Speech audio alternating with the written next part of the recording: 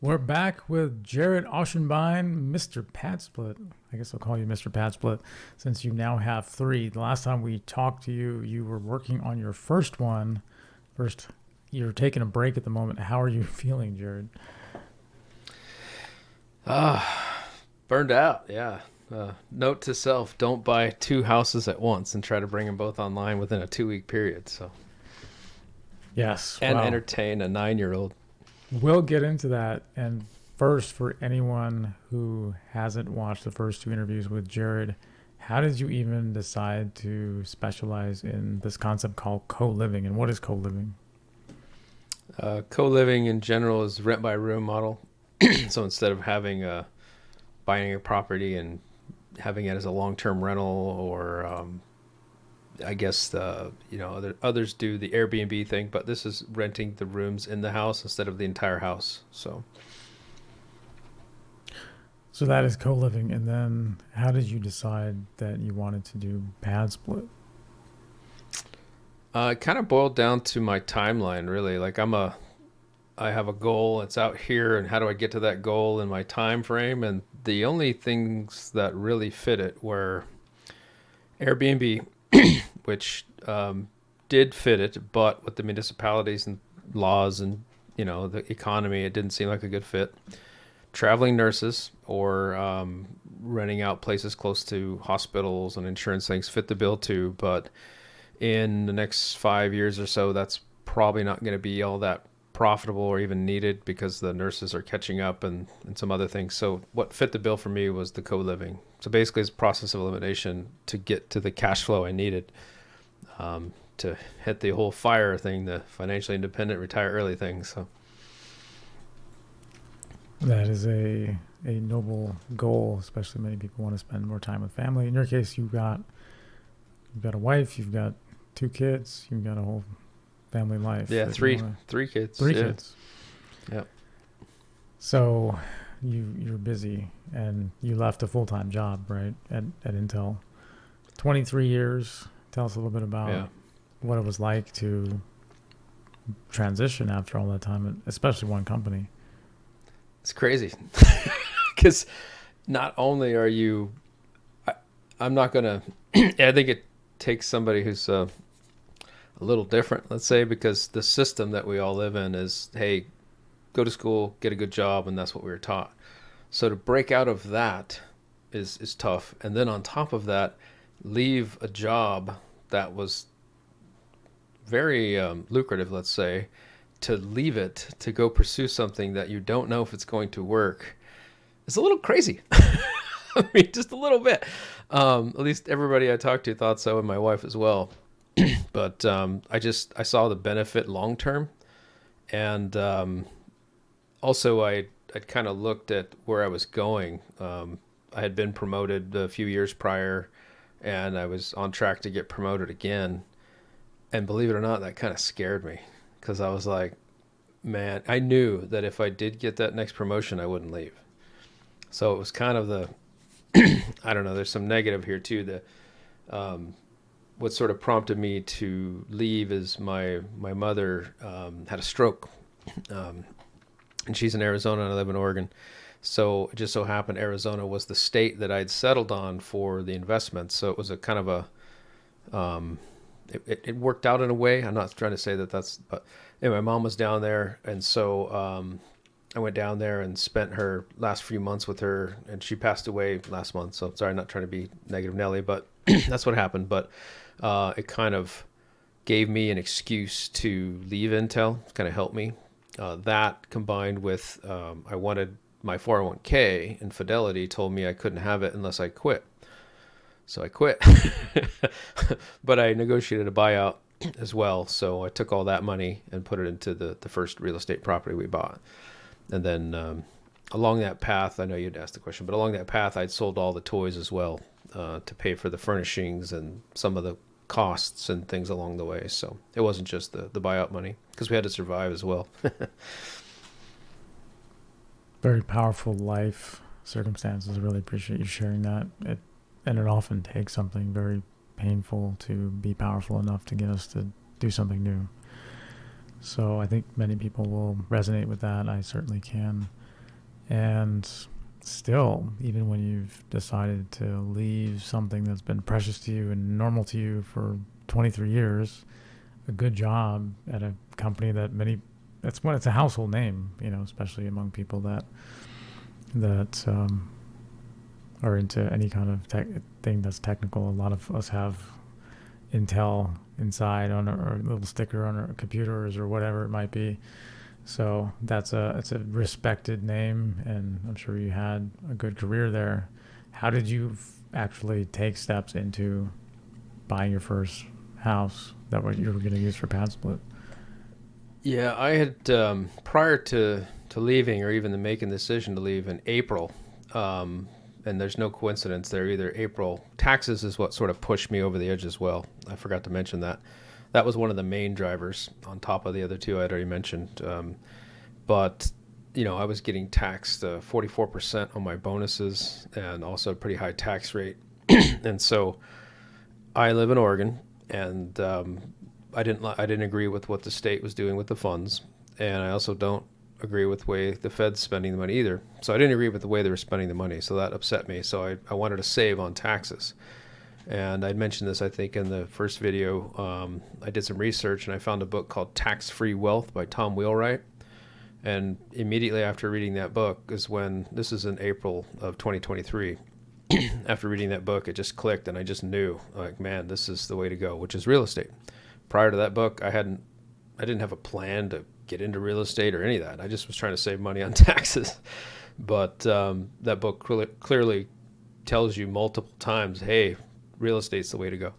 So I decided to do something a little weird. I became, while I was at Intel, a private money lender starting in April, and to make a few bucks along the way, but more importantly to learn. So I figured that way, if I'm lending on these real estate deals, taking a lien position on their properties, different plays and different things they were doing, flipping houses and whatnot. But along that journey, I found co-living, because I had not heard of co-living. I'd learned about the traveling nurses and Airbnbs and all that, and co-living was something I'd never heard of before. And initially, I didn't want to do it. I thought it was weird. I mean, it is kind of weird, I guess. But I thought it was, I didn't think it was a way to treat people, if that makes any sense. Until I went down there and went through some of the houses, talked to some of the other real estate investors, and it's a pretty cool. I wish it was around when I was younger, because I would have done it to save some money, because I lived in my car for a while. I don't know if I told you that, like about a month before I joined the Army. So if there would have been a PadSplit around, I would have done that. But I think it's a service, and I think especially now, it's a much needed service. And we're doing it nice. Like we have, granite countertops, stainless steel appliances, dual stack washer and dryers. I mean, it's set up pretty nice. So it's a pretty good service. But yeah, so that's how I got started, was reading the book Tax-Free Wealth. April, I started private money lending, and it wasn't until August of 2023 when I bought my first property and then left Intel. So that's a good point. I think many people would consider co-living weird, because we think about hotels and it's renting by the room. We think about Airbnbs, which is very short term. But then, like, you think about living in a place and it's renting by the room, and it's not an apartment, it's a house. It's like, where does that, what bucket in our brain does that fit into? And yet that is it's now a thing, as one might say. And so how did you get over that weird? As you mentioned, you met some investors, you actually toured some houses. Was that the thing that helped you get over it? There was a guy, he was in his 50s, and he was at one of the events. It was a real estate event, and the guy was crying, and he was telling one of the hosts, thank you. He was thanking him for providing this, because he was basically homeless, and he couldn't afford anything. And so that is really what I was like, wow, that's pretty powerful, So that's really what got me over the edge. And then I'm not one to care much about what people think anyway, so that part doesn't really bother me. I mean, look at it this way. Every single person in my life told me I was crazy. And my wife didn't say it out loud, but she said something else. When I came home and I said, babe, I'm going to leave Intel. And she says, are you out of your effing mind? That kind of thing. So yeah, I guess she did too. But yeah, so there wasn't a single person that said, yeah, that's a great idea. So I don't care. You know, I ran the numbers. I'm a IT geek, right? You run the numbers, run the numbers, run the numbers. I also managed, you know, millions of dollars of assets and budgets and stuff at Intel. So it wasn't like I was coming into this cold. I mean, I was from the real estate perspective, but from a numbers side of things, it all made sense on paper. So I had a proof of concept in my mind and on paper and whatnot. So I ran a pilot, you know, in true IT fashion, right? Like when we're deploying servers or whatever, we'll buy 10 of them and put them in the environment and run a test, right? A pilot. And if it works, then move to phase 2.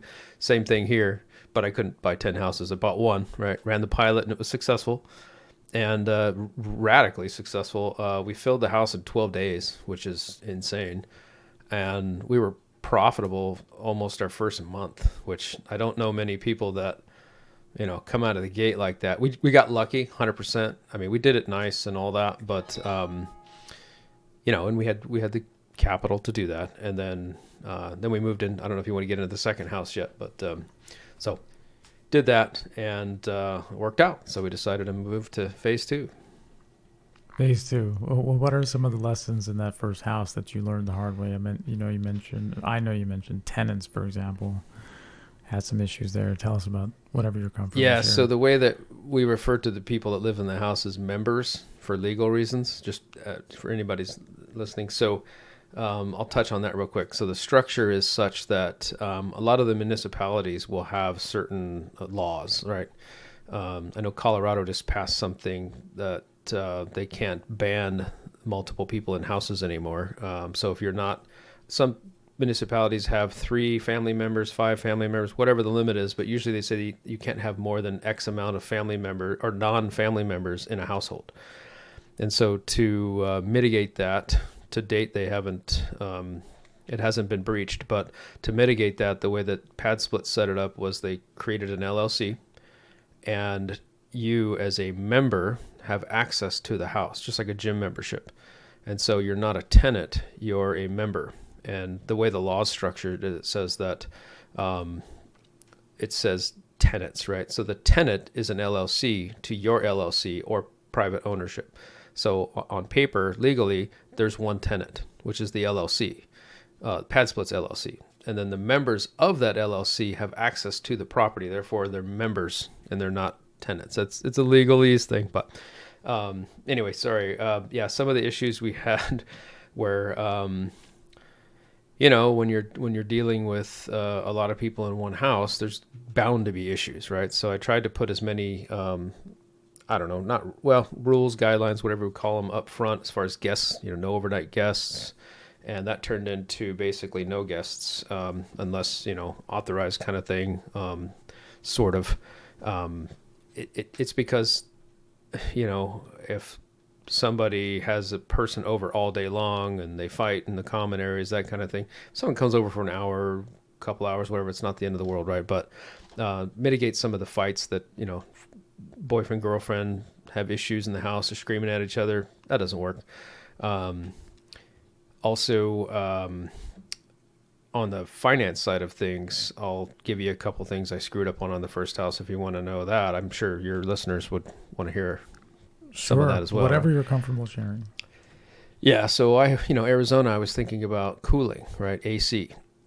And so I had that focus, did a lot of research on that, found out about where we'd be and yada, yada. And we built up a credit with the power company of like $700 so far heading into this summer. But I didn't think about heat.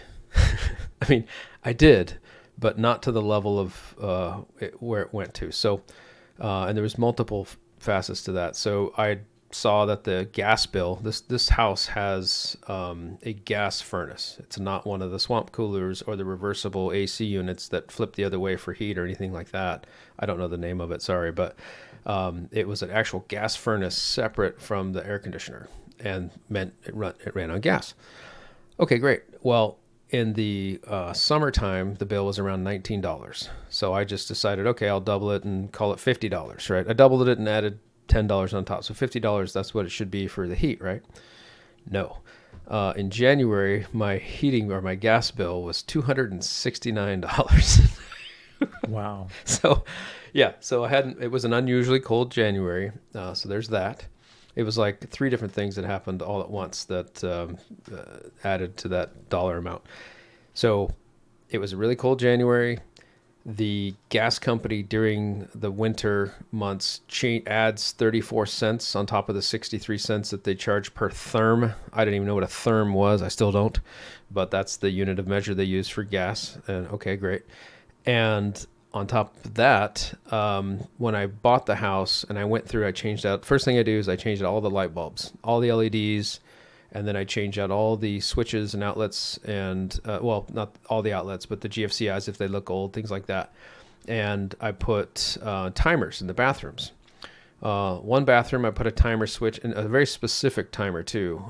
It's in my Amazon link thing on my YouTube channel, but it's a timer that does not have an on-off button. It has an off button and then a choice of 15, 30, 1 hour, 2 hours for turning on the fan in the bathroom.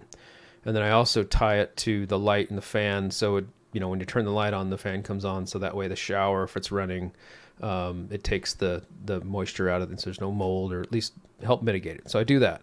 But in one of the bathrooms, that switch happened to be not a double pole, but two switches that controlled it. I think they call it a dual pole or triple pole. I'm not an electrician. I don't know. But anyway, there's two switches that controlled it. So the switch I bought wouldn't work. And I was like, oh crap. And I live in Oregon, but the houses are in Arizona. So I wasn't local. So I left, and I had it on my list to get around to. By the way, we went live in January 1st. And so the end of January, I get this bill, and I'm like, oh crap. The reason that matters is the people that were living there, I hadn't hooked up that switch yet. They just left the fan on all the time. So when the heat was going, it was getting sucked right out of the house. And I don't know if that's 100% what it was, but I'm pretty darn sure that contributed to the bill. So I had the contractors come in and change out that switch, and my February bill, it was kind of cold, was way, it was like $49 or something like that. So I'm pretty sure that the combination of the fan being left on all the time, well, I guess that's the main contributor right there, would be that fan sucking the heat out of the house. So, and then crisis averted, because it's Southwest Gas. I called the gas company and said, hey, is there a way I can, prorate this across the year, or peanut butter across the year? And they said, yeah, sure. So that was cool. So I pay, I think, $25 a month now throughout the year. And so I paid the $269, and then moving forward, it fits my budget because it actually came within budget. So yeah, crisis averted, but it was still a mistake nonetheless. And I knew better, even though I hadn't owned a house before. I'd thought ahead about the fan thing. I just didn't complete that in time. And so I should have, it was on the list. I just hadn't got around to it. It was low on the list. And so I should have put that higher on the list. So the next two houses, we put those in every bathroom. So That's a great lesson. And as you're saying, you actually did think about it, and you just couldn't get to it. And that's kind of the nature of these things. Like, how can you get to everything, especially if you've got a launch date coming up? Because that's actually the priority, is to be able to go live with the house so you can start serving people to be able to live there and to collect that rent from the members, not tenants, but the members. They're called members. I do that. I say that. Thanks for sharing that too, because the whole legal structure part of it is also a quirk. It's something that's not something people would normally think about. So it's good you're giving the background of how all of this works. Now, in the co-living space, there's multiple ways that people do it. The way I'm doing is week by week with a 30-day commitment through PadSplit as the property management company. But others do co-living where they have a room that's leased for a year, or 6 months at a premium, or 3 months at a super premium. So there's other ways people are doing this, but I'm doing it a little different. So you're not charging more in case someone stays less time.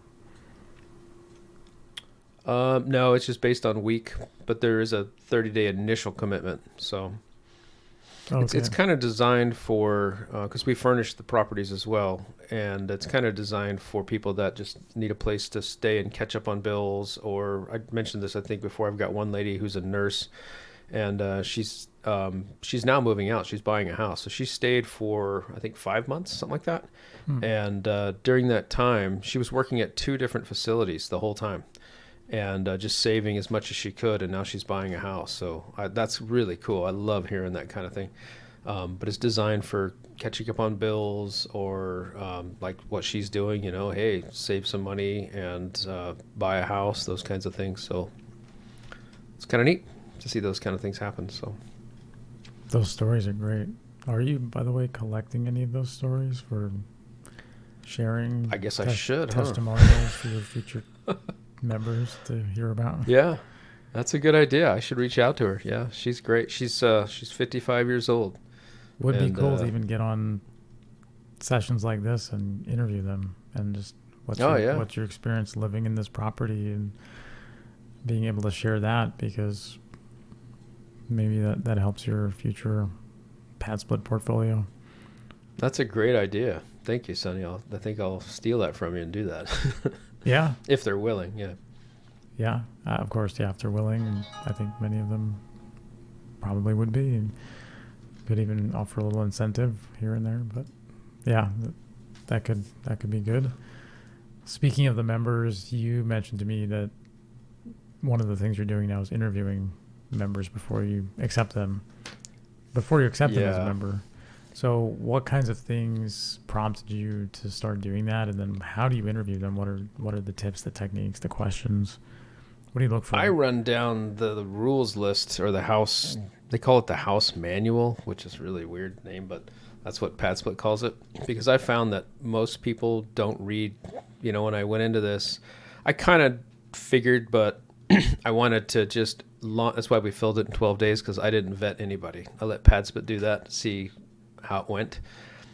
And they did fill it, but there were some people that had I interviewed probably wouldn't have accepted, because we had right out of the gate, man, we had 3 people that they didn't fit the co-living model. Like they weren't people that understood, 1, what it was, 2, read any of the rules whatsoever.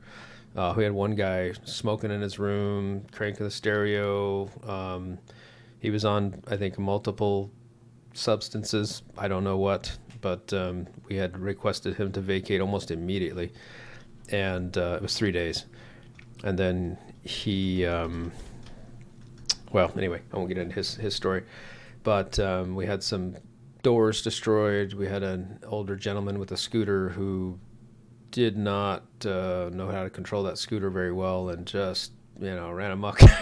Like, these are brand new walls, mind you, brand new doors, everything. So just, yeah. And then that's actually what prompted me, or one of the things that prompted me to put cameras in the common areas. So the kitchen and the hallways. I did not want to do that. I absolutely did not.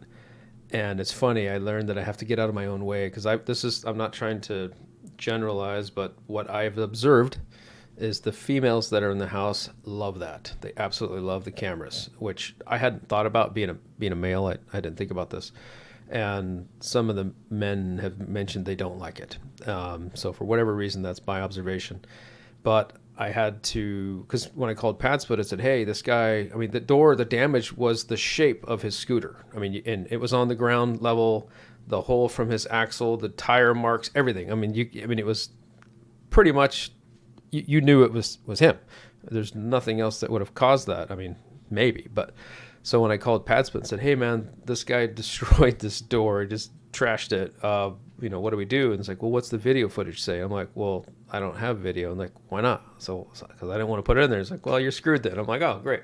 So, and that, $400 and some odd, and I was like, all right. So I just had to eat that. And then the guy had the gall to tell me, oh no, I didn't do that. I'm like, dude, and it was on the interior portion of the room, so there's nobody in the house that could have done it. So I'm like, all right, whatever, man. And he was moving out, so that's fine. And then a couple other things that happened along the way, but you'd asked about the members thing. But by and large, though, it's not too bad, right? If that's the worst that's happened, then I feel pretty lucky, actually. That's a great attitude. And how do you, what kinds of questions do you ask about? Oh, I'm sorry. I run through the house manual. So 1, do you have any pets, right? I did have a guy that told me he had an emotional cat. And I know that there are service animals that are allowed, but he hadn't filled out the paperwork or anything or had any proof of that, so he was denied. But the questions are largely around, hey, do you know that this is co-living? Respect the common areas. Don't leave any personal items out. Be clean. Those kinds of things, because it's in the list, but people just don't read it. They just sign the thing and don't read any of it. It's more of a rundown of, hey, these are the things that we would like to not have happen, like leaving your clothes in the laundry and making sure that you, if you're doing laundry, be attentive to that laundry, pull it out of the washer, put it in the dryer, and then take it out so others can use it. Respecting the common areas, right? So your room, you do what you want, but in the common areas, other people have to use it as well. Clean up after yourself in the restroom, things like that. So just a little different way to look at things. But you also try to get a feel for the person. Not that matters. It does. I do have a checklist of things that I don't ask, like evictions. I look to see if there's any evictions. So PadSplit does a lot of the upfront investigating and all that stuff. So they present you all that data, and I look through the data, and I haven't changed my mind yet. But to date, I do have one person that's had an eviction, but to date, I haven't accepted any evictions. I did accept one simply because she was a PadSplit member already and had just glaring reviews, and she's awesome, and she is. So I'm glad I did. And I may change this in the future because I've talked to other hosts, and I think I've mentioned this in the past, but I'll mention it again. I've talked to other hosts that have people that have had evictions, and they're telling me they're their best tenant or members. I almost did it myself, or I did do it myself. It's because I think, if you've had that eviction, then you obviously don't want to have another one or you're in trouble. So I don't know. We'll see. But to date, I haven't accepted other than the one, just because there was some data there other than just the eviction. Most of the people that come in, for me anyway, so far, I'd say 80% of the people, there's no history with PadSplit in Arizona, simply because Arizona is a new market for PadSplit. They started last year in 2023. I have had a few people move from Texas and Atlanta that have PadSplit history, so that's nice. But with time, I think we'll have more of that PadSplit history.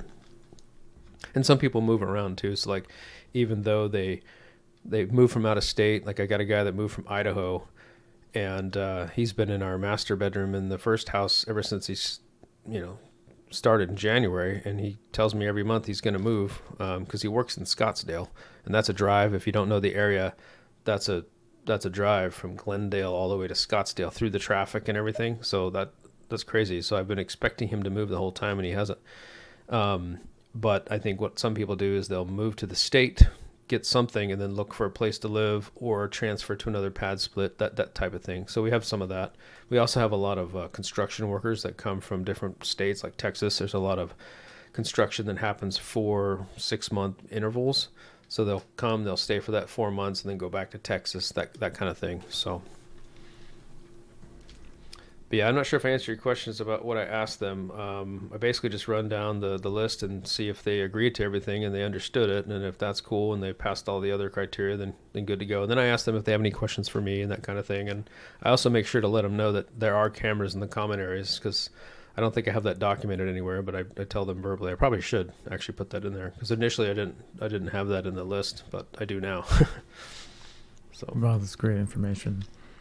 You mentioned you also network with other hosts. With hosts is a term for other PadSplit owners. Yeah. How do you meet them? How do you network with them? And then how do you strike up conversations with them? Multiple ways. Number one, my first host I met was actually my real estate agent, and that's the reason I chose him, because I was looking for a real estate agent that had knowledge in this space once I determined what my path was. And you want to talk about trying to find a needle in a haystack. That's a little rough, but I found him. And Steven Gomez, the guy's great. I've bought 2 houses with him already, right off the MLS. And that's the thing, is you can cash flow right off the MLS. That's the whole deal hunting thing. Now, I did, get deals on them, right? I wasn't just blindly buying them right off there. But my realtors won local meetups, both Arizona and Oregon. The Oregon folks, not for the PadSplit model, but just the real estate investing in general. And there's some things, like Portland has something similar, but not really. It's a different kind of a vibe. It's like a hotel kind of thing that they have. It's similar to PadSplit. So there's some things you pick up from there. But then also PadSplit holds a monthly meetup, and then in those meetings you'll meet obviously the other. It's for hosts, and also locally there's every other week I think in Arizona there's Ellis Tran puts on it might be once a month. And if I'm in town, I'll ping him and say, "Hey, Ellis, you got something going on?" I was like, "Yeah." So, it's usually held at like a bar somewhere, and it's just PadSplit pays for food and some get together, and they usually talk about something up front for half hour, and then there's meetups basically. And then also through you and I are both in the Sub 2 community, and there's several PadSplit hosts in the Sub 2 community as well. So those are great. So you're tapping into multiple networks and just being active out there, because it's right now it's not nearly as common of a model as someone who wants to just like go and find a good rental property and have one person in there, or they have a duplex and they have two people in there, and even a fourplex, they have four people in there. How many people do you have in your properties? 8. Yeah. So is that common? We're doing things. I don't know. There's a couple people that are doing it that way, but I don't know if it's super common. I know the folks that are doing creative, where they pick up a house Sub 2 or otherwise, they typically leave the house alone, like a 5-bedroom, 2.5 or 3 bath. They'll leave it alone and do a PadSplit, because you can still cash flow it if you pick it up creatively in a lot of cases. But since I'm buying it off the MLS, I'll buy a large square foot house and then add bedrooms to it. So there's a few people doing it that way. And the reason I did that was obviously for the cash flow, but also with the mindset that, there's going to be people moving out. It's not a long-term thing. So I try to base the numbers off 7. And because to date, we haven't had a full 8-person full house for an entire month to date. And we're in May. So, so basically base your numbers on 7. And I base my numbers off 200 a month or 200 a week instead of I have a few rooms, one at 245, one at 235, a couple at 215, some at 205, but I run everything at 200 just for the potential vacancy, which I've had vacancy the entire time. So good tips. So 8 in a single family home.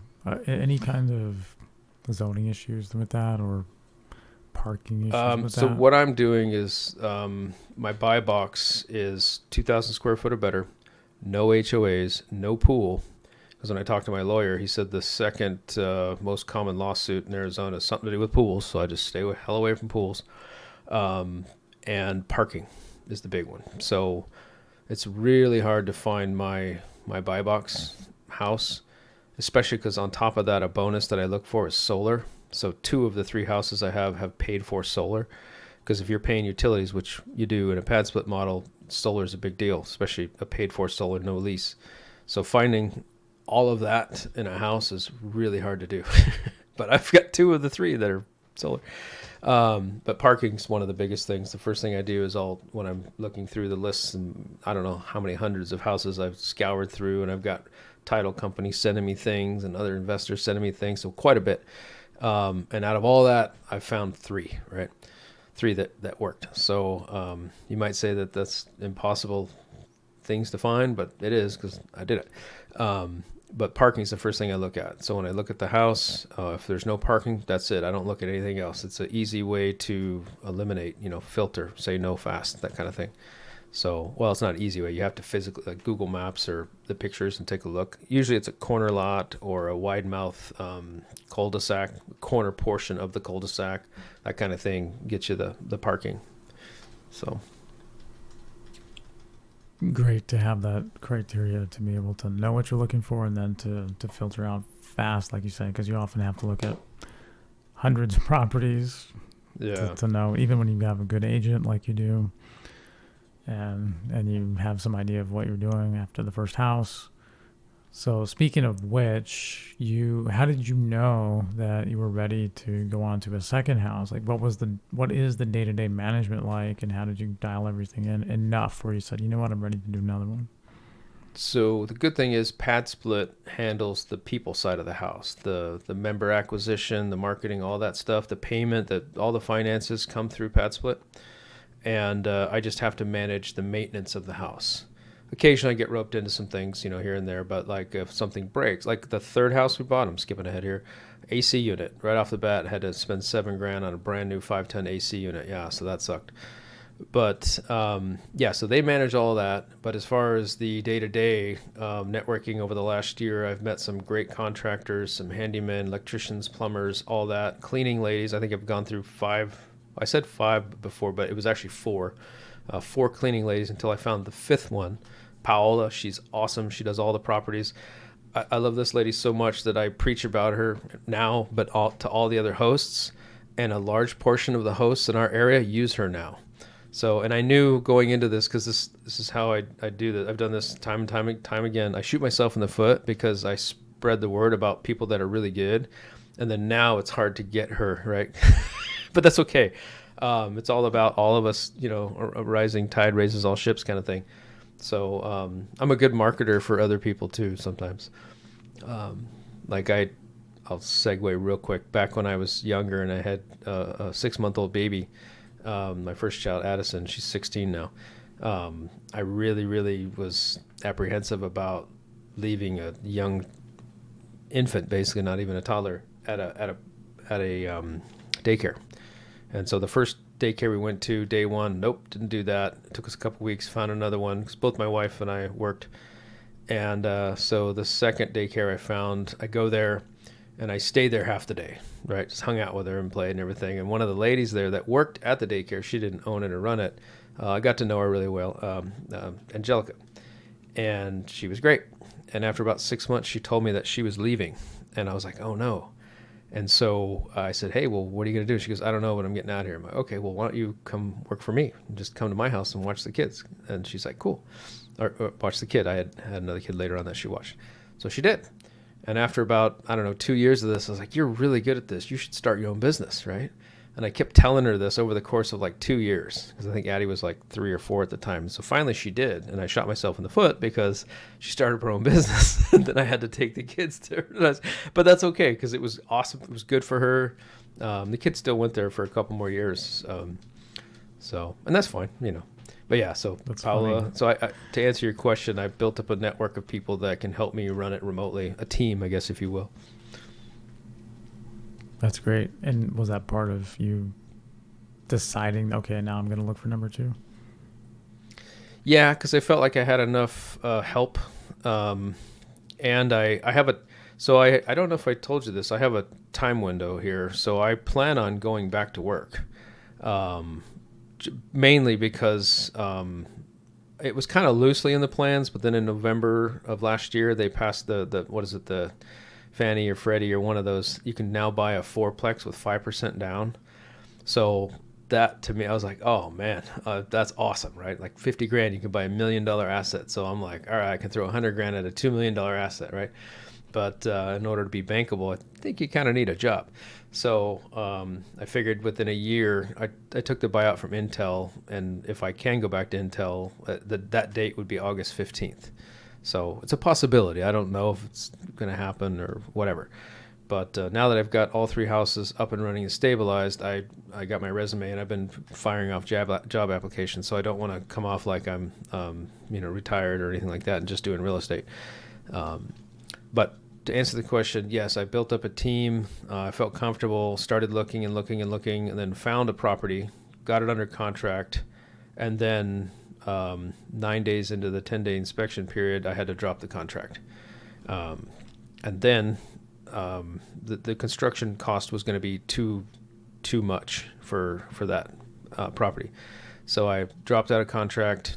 I searched and searched and searched, couldn't find anything better. So at the same time, I was looking for a contractor that was a little bit cheaper, found another contractor, and I asked my realtor, I was like, hey, what do you think about putting that same house under contract again? He's like, what? And I was like, yeah, man, I have a different contractor now, so can't hurt to make an offer. So we made another offer, which was lower than our first, because by then the house had been on the market almost 80 days. Nothing was moving, and they accepted it. So we got the house and walked into like 40 grand in equity, so that was cool. I didn't plan that, by the way. It wasn't like a play or some kind of scheme or whatever. It just happened that way. And anyway, so we got that house for, you know, 40 grand in equity, and we had to put a large down payment. So we've got about 150 grand in equity in that thing right now, right off the bat. Let me touch on that real quick. Sorry, I know I'm getting all over the place, but the way I'm doing this, even though I learned from the Airbnb people. Airbnb people, some of them went out and bought these houses, ran their numbers based on Airbnb income, and then the municipalities or whatever came along and crushed it, said, no, you can't do this anymore. And then they're stuck with a house that they can't pay for. Yeah, you know, that's why when I'm buying these, I'm making sure that they will cash flow or at least break even as a long-term rental, which is why I'm putting a pretty substantial down payment to make sure they're long-term rental. That, and as a novice investor or junior investor, if you don't have 12 months under your belt, you're considered a junior or novice investor.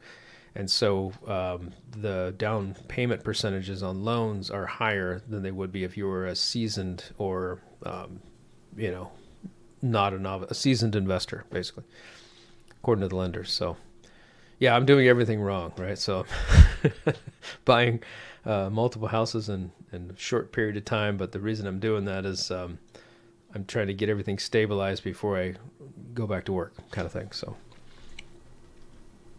Makes sense. At the same time, you mentioned it's been painful to do that.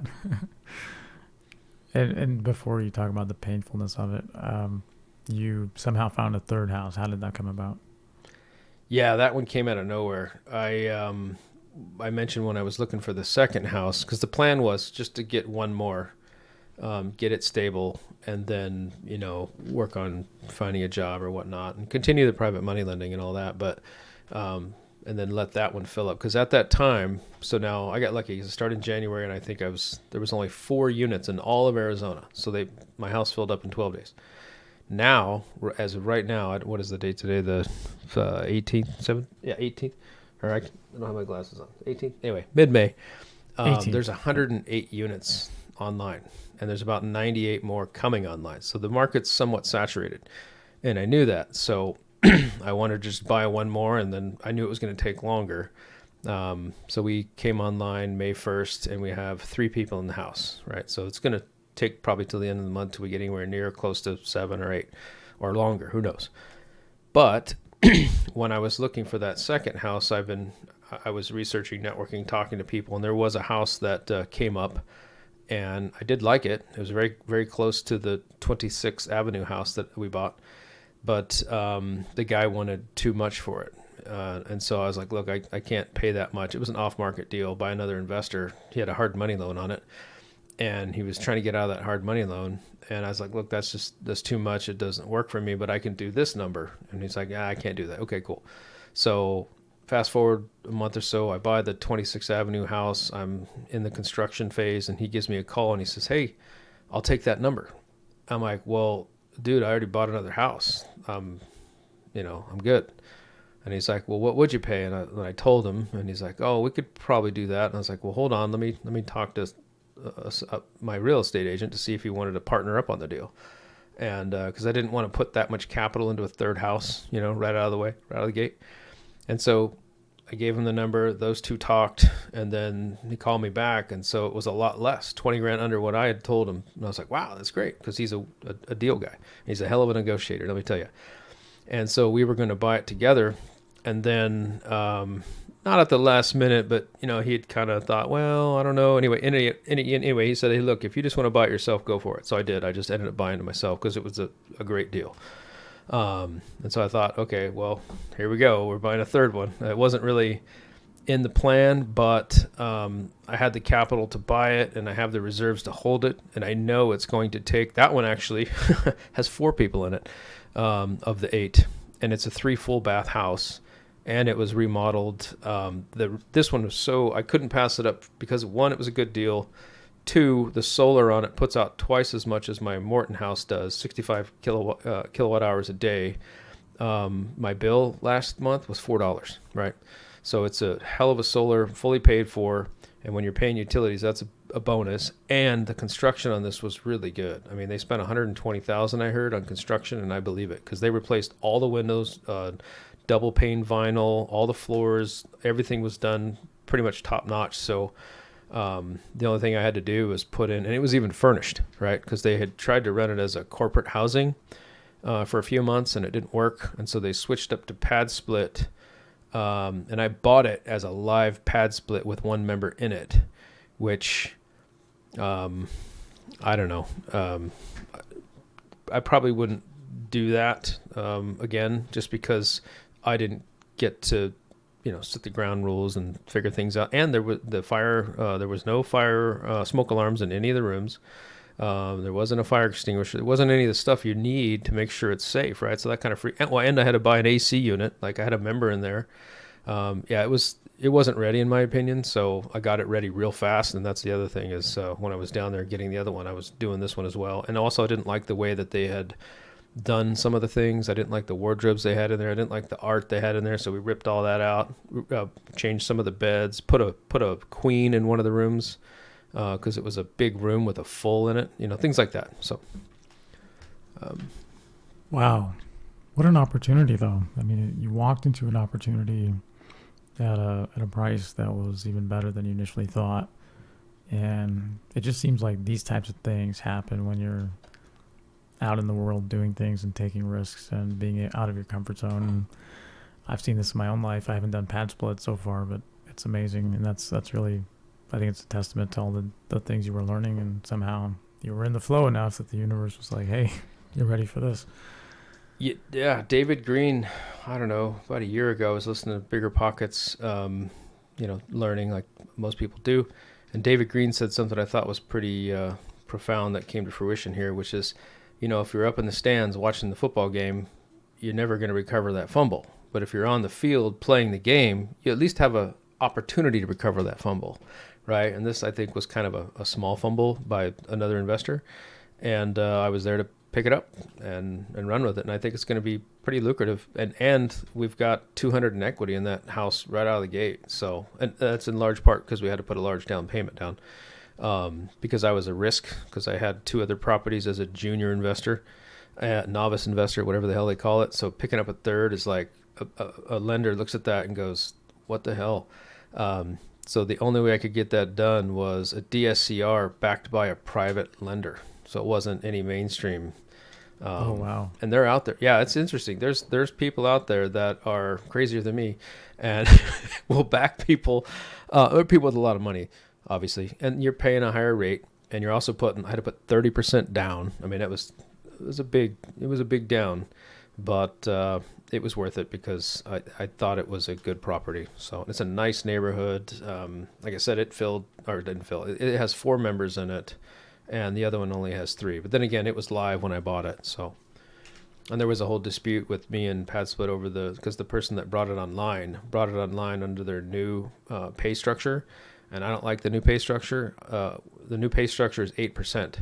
The legacy one was 12%. So I talked to Ellis before I bought it. Said Ellis Tran is the EA, or the executive accountant, or whatever you want to call him, for Arizona's PadSplit. I said, hey man, if I buy this house, I want it to be on the legacy 12% structure, not the 8%.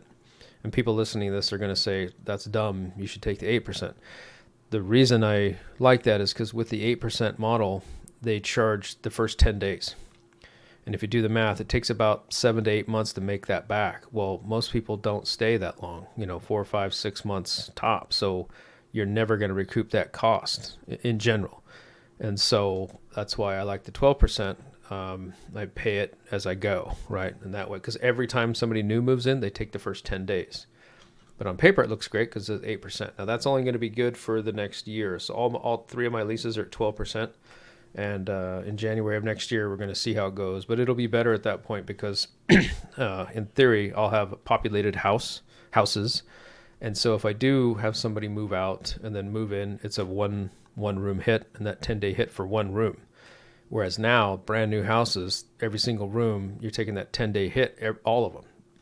So this way I get it on the legacy, populate the houses, and then if people do move out, it's not as big as of a hit. So that's where I come out. So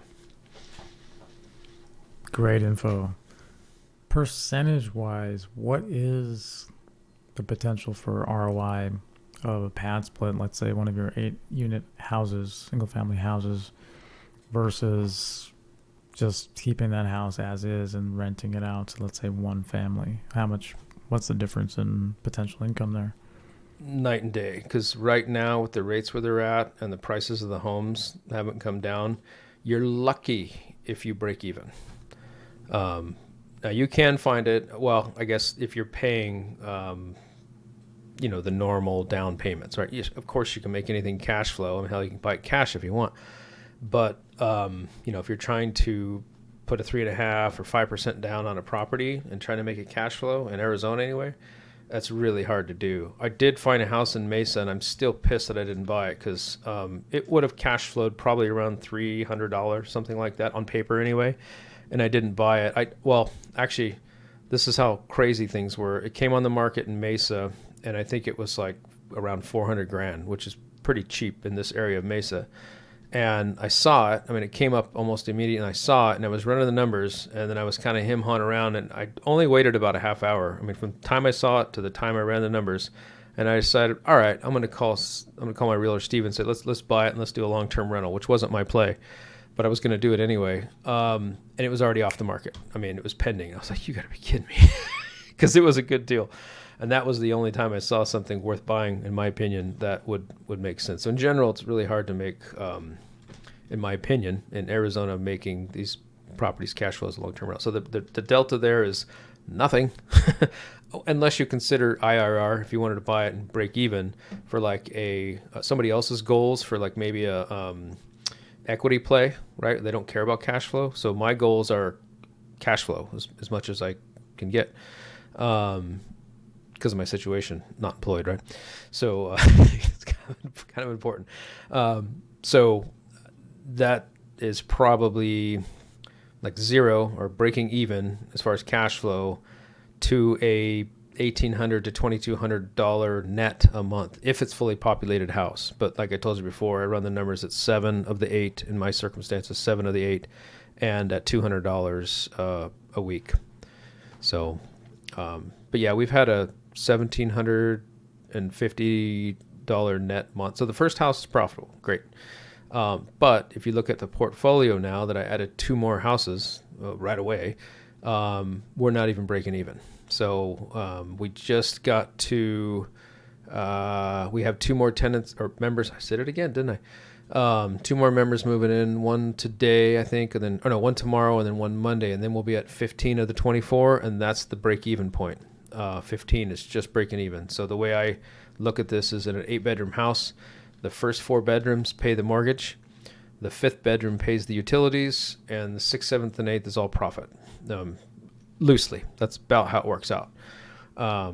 So the profit from the first house is helping to pay the mortgage of the second house plus those members. So 2 of them are paid for. The third house, however you want to slice it up, is not breaking even yet. But now that we'll be at 15, we'll be breaking even. So hopefully we can get a few more members in there, and then we'll be profitable again. So you're giving such great nuggets for anyone who's considering this path. If someone is watching this and has never researched PadSplit, in addition to everything you've shared, what else would you tell them to consider to really ground them in the reality of PadSplit versus other paths they might be considering for generating income in real estate? There's a lot of work. Like staging the house, getting it ready is way more work. Like people that do Airbnbs, I'm sure can relate. Probably more so because you got to make it super fancy, or to compete, you got to be super fancy nice. And we did it nice. We did granite in one of the houses, and then quartz in the other 2, in the kitchens and bathrooms and things like that, and stainless steel in all the houses. But it's a lot of work if you have.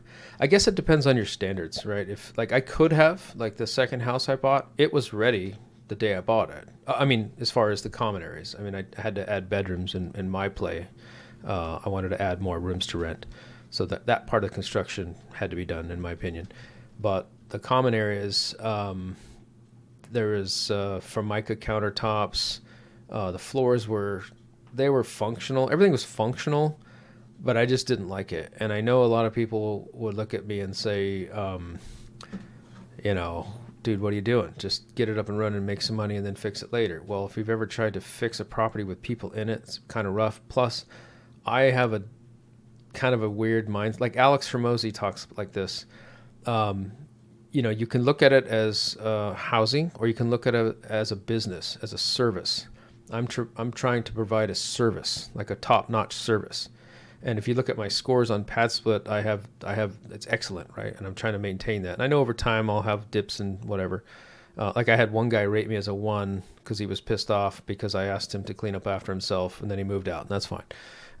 Because the way I look at it is he wasn't a good fit for co-living or PadSplit because he can't keep the common areas clean. And the only reason I knew that is because the cameras, help me. I don't look at the cameras unless there's an issue, right? And so there was a repeated issue of people leaving pots and pans and food and dirtiness out on the countertops. And I also learned another thing along the way. I know I'm all over the place, but hopefully this is valuable for people. So dishwashers and garbage disposals. I knew this going into this. I was told don't do it, but I'm a slow learner, and I wanted to provide a good service. And I learned that they were absolutely right. People, or at least the people I had initially, destroyed a dishwasher because they didn't clean out the food. And what happened was they'd throw all the food and the dishes in there, and all the food went down to the bottom, and the little element or whatever burned up. And so moving forward, I don't do dishwashers. And then garbage disposals, same thing. They said don't do it. People will throw tree limbs in there, things like that. And they did, forks and knives. I'm like, you got to be kidding me. So I take those out. So I learned that along the way, but sorry, I got myself way off track here. So what was the original question that I go back to? I think you were on track because the question was about what are all the things that people really should consider before they consider PadSplit. Because many of us, when we hear about something new, it automatically goes to the forefront of our mind and we go, oh my gosh, that's so much better than everything else I've been considering. I should do that. And then when we get far enough down the path, then we're like, oh my gosh, this is actually really hard, just like everything else I was considering. And so the romance period or that honeymoon period is over. And then we're like, did I make a mistake going down this path now that it's been 3 months, 6 months, whatever, and I know about this now? Oh, I should go do that other thing over it. And it just repeats. Like, well, we find something else that sounds great because we don't know about it yet. So shiny object. It's great that, yeah, exactly. It's great that you are providing that grounding in all the different issues you've had, because if someone is listening to this and saying, okay, I really appreciate that, and I think that's up my alley still, that's a person it seems like would potentially be a good candidate for this. Yeah, I think the numbers make sense. I mean, there's no denying that, right? It's lucrative if you do it right and all that. But I think it boils down to really the personality of the person that's running, unless you want to hire a property manager on top of PadSplit. And that is an option now. There are several of those folks out there. But then that obviously will cut into your profits. And it's not really it is the profits, but it's also I want the house to run a certain way. And I haven't found a property manager that we have the same vision, right? So like I said, Formica countertops and functional isn't my baseline. I guess it would be, but I mean, I like to provide, or I want to provide a higher level of service. And there's also some theory behind this. Have you ever heard of the broken window theory? I have, but please let us know. Tell us. Yes. So the police officers, I was part of a neighborhood watch a long time ago, and this one sheriff had told us about the broken window theory. Like if we had some graffiti problems, and he was explaining the broken window theory, like, hey, if you have a house with a broken window, chances are more broken windows or more bad stuff's going to happen. So the idea is fix the window. Well, the inverse of that, I'm hoping is true. If you provide nice amenities, like I said, granite countertops, stainless steel, the hope is that they will treat it better. Like if you were to put in, like, say, wicker furniture or something, one, it's not going to last. But I mean, okay, that's another example. So substandard quality stuff, they're going to treat it as such, in my opinion, right? So this way, well, one, granite's pretty damn tough, and so it's the quartz that we use. But the theory is that they'll like it, appreciate it, and treat it better. And so far, that's been pretty much the case. But then again, we're only 5.5 months into this journey, so it's real early, too early to tell. So that's kind of my thought process there. That generally is true. So I think you're on a very good track with that. Are you accepting investors? Because that's another natural question. Somebody might say, well, gosh, this sounds really good from a financial perspective, and I don't want to do it based on everything you just said. Would I potentially be able to invest with him? And this is not a solicitation for any kind of investment. What is your answer to that? Are you looking for investors for the future or no? Believe it or not, I've had multiple people hit me up there, and this other investors, my wife, other people also say I'm crazy for saying no, because I've said no to date. And the reason why has nothing, it's as simple as this. Well, one, I haven't been through a summer yet. I want to get through the summer to see what our expenses are like for power bills. But two, I think you should have, now I say this after buying 2 more houses, but I think you should have some history behind you before you risk somebody else's money, right? As a private money lender, I know that there's a younger gentleman, I'll say kid because I'm old. There's a kid out there, he's brand new, he's never done anything, and he wants to do a flip, and he'll find these deals and bring them to me, and it's not the deal. It's him. Like, he hasn't done it, right? So I feel very apprehensive to loan that person money for something he's never done, doesn't have that kind of thing. So the same way that I look at him, I feel that I shouldn't accept anybody else's money until I know, well, there's risk in everything, but have some history and have a better feel and a really good understanding to what to relay to a potential investor. Because I've had one lady keeps coming back to me, and I really do want to do that in the future, but not until I feel comfortable doing it, if that makes sense. I know a lot of people are like, oh, just, grow and expand and take money and all that. And two, I don't need it. So there's that. I mean, I guess it might be a different story if I needed the money and or split it with somebody, but I'm not ready for it yet, put it that way. So I want to get through the summer, and that will give me some time to think about it. And also, I've never had a partner before.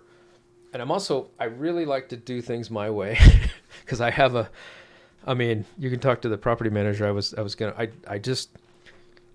don't want to say I'm well, yeah, I guess I am. I like to run it a certain way, and there's a certain standard of things I want to have happen. And I also want things dealt with immediately. Like I said, I'm trying to provide a good service. And so at some point in the future, I'm probably going to have to leverage a property manager or bring on a partner or one of those things. But until then, I want to get the history behind me and also learn. There's going to be things that are coming up that I haven't dealt with yet that I don't know what they are. Like that air conditioning unit, man, that sucked. And that was a hit, right? And that's another discussion to have with a potential partner. Like, hey, okay, you invest a certain percentage in equity or maybe cash flow or whatever it is.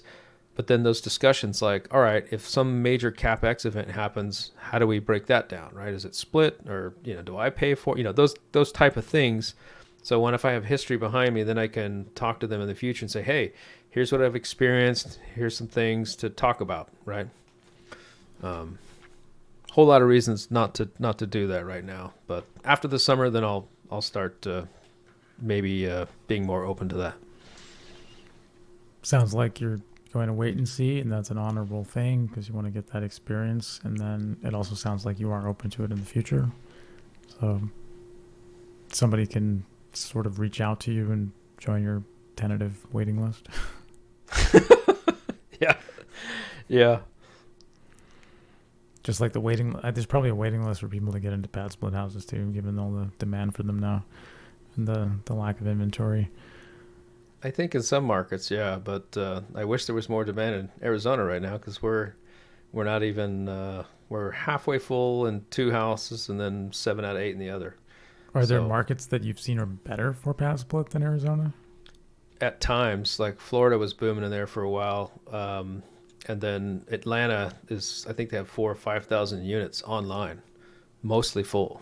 Like that's a lot. That's where PadSplit started, was Atlanta. And then side note, about 3 or 4 days ago, I saw that Mark Cuban came out on YouTube, and he's a PadSplit investor. So that's huge, right? Like PadSplit, the company? Yeah. He's Mark Cuban's investing in. I don't know what the percentage or what he's doing or who knows, but. Yeah, I thought it was an AI deepfake kind of thing, but then I watched it over and over and looked at his lips, and it appears to be real. So, and I saw several articles, so I was like, cool. I'd heard the rumor, but I didn't know if it was true or not about a month or so ago. So who knows? Maybe he can add to the marketing of PadSplit and maybe get some members in my houses. Yeah, that's such a great name to have on board. Mark Cuban adds so much credibility and household name recognition. So, especially after Shark Tank, right? Yeah. He's Yeah. leaving Shark Tank, I think, this season, after this season. Oh, really? And, I don't know. I don't watch TV, so I don't know. yeah, he actually wants to spend more time with his family. He's become known as a trusted name and a family man, and there's overall good perception. So I think it's going to help PadSplit. I think it's going to help you. And with that said, anything else that you think people should know about PadSplit? And we can always have another one of these in the future where we follow up again. I think in general, with just real estate investing in general, I said general twice. You got to be flexible, right, and have an open mind and have some grit, man. Because there's going to be some stuff. I think it's Michael Zuber says for your first 5 years and even after, real estate doesn't want you there. It's going to beat you down, right? And I thought that was kind of harsh, but it's a little rough. Like, granted, I took on 2 at once, and that's kind of dumb. But it was such a good deal, I couldn't pass it up. So it was a little rough. But I mean, like the AC unit things. I mean, garbage disposal. I mean, you just have to go with it, right? And then in this model specifically with PadSplit, if you're going to be involved and you're not going to hire a maintenance property manager, you have to, I think, be able to deal with people, right? And have at least some social skills. I'm not saying I do, but at least have the, ability to speak with people and, try to understand their needs and, run through, general communications with them and whatnot. So I think that's paramount, as I fumble through that, trying to say that. But yeah, I think you need that social part, a vision or a goal, right? Because if you have that goal, then it'll keep you moving. Like if you're just out there flapping, as they used to say in the Army, you're never gonna. If you don't know where you're going, you're not gonna get there, right? So, so have a vision, keep at it, and someday you'll get there. Wise words, Jarrod. And how can people contact you? I have a YouTube channel, REI Jarrod, REIJARROD.